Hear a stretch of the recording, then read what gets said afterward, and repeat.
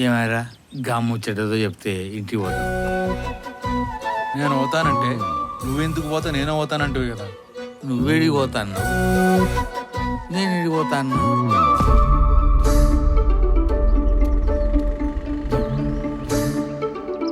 దేవుడు ఈసారి మనల్ని కరుణించిండయ్యా. పంట బాగొచ్చింది. కొత్త ఆటో కావాలి, అది పాతగా అయిపోయింది. సార్ నిన్నే చూస్తుండే. నన్ను కాదులే. నిన్ను కదా. మరి నిన్ను కాకపోతే ఎవరిని అడుగుతానే?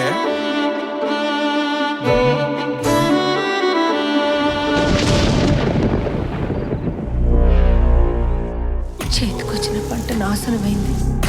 ఒకసారి ఆలోచన చేయను ఆయన. నేను చచ్చిపోతారా పక్క. దేవుడు ఆయన రూపంలో మనకు సాయం చేస్తుండు అనుకుందాం.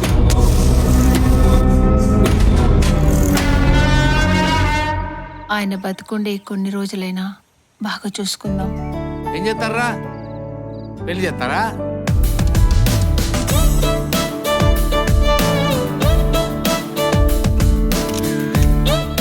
ఇంకా చొరువు ఉన్నదిరా. అప్పులో ఇంటి మీదకి వస్తున్న సిగ్గు లేదు కానీ ముసలానికి ఒక్కసారి కావాల్సి వచ్చిందా? డాక్టర్ నిన్ను 10 దినాలు ఇంటికాడనే ఉండమన్నాడు. ఎక్కువ మాట్లాడితే పానం ఖరాబ్ అయిద్ది అన్నాడు.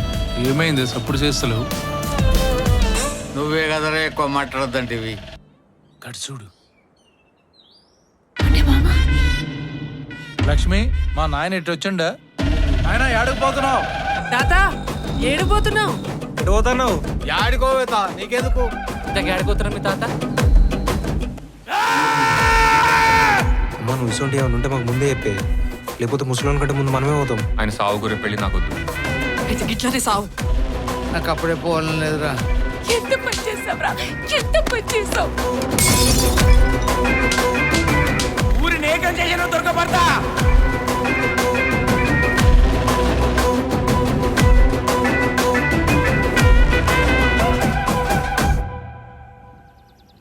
ఒక్క వారంలో మా డబ్బులు కట్టకుంటే పెద్ద మనుషులు వచ్చి మీ పొలాన్ని వేలం వేస్తారు.